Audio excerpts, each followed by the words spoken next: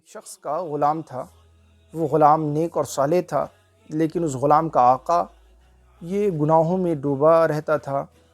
غلام نے چاہا کہ اپنے آقا کی اصلاح کرے اور اسے گناہوں سے نکال کر اعمال خیر کی طرف لے آئے۔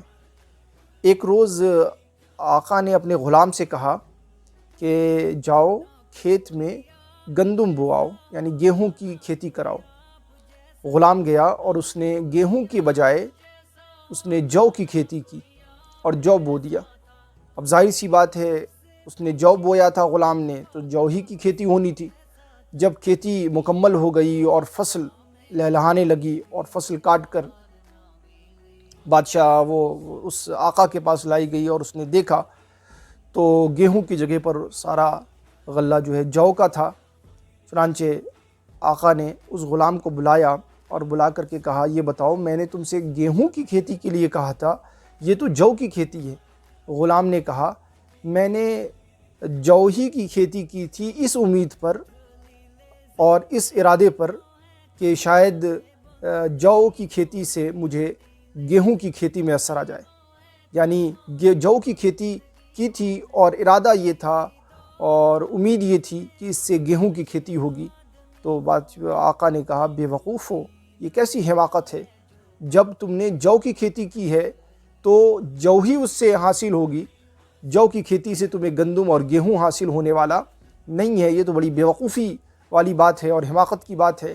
تو غلام نے اپنے آقا سے کہا کہ جب آپ کو یہ بات معلوم ہے کہ جو کی کھیتی سے جو ہی کی کھیتی ہوگی، گندم اور گیہوں کی کھیتی حاصل نہیں ہوگی، تو پھر آپ گناہوں کی کھیتی سے اور گناہ کر کے، نافرمانی کر کے اور اللہ اور رسول کے اقوال کی نافرمانی کر کے اور دین حق کو چھوڑ کر برائیوں کی طرف جو ہے متوجہ رہنے سے آپ کو جنت نہیں ملنے والی۔ برائی کا نتیجہ جہنم ہے، تو برائی سے جہنم ہی حاصل ہو سکتی ہے، جنت حاصل ہونے والی نہیں ہے۔ تو پھر آپ دنوں رات برائی میں ملوث رہ کر جنت کی امید اور بہشت کی امید کیوں کر لگائے بیٹھے ہیں؟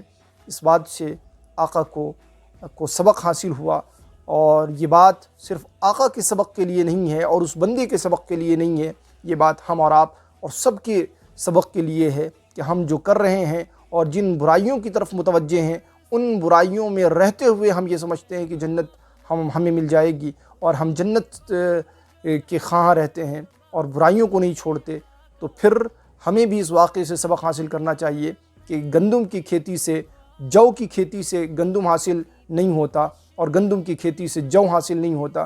تو پھر ہم برائیاں کر کے اور برائیوں میں ملوث رہ کر جنت حاصل ہو جائے، تو یہ اس بات کو ہمیں سمجھنا چاہیے اور اپنے اعمال کا محاسبہ کر کے خیر کی طرف مائل ہونا چاہیے۔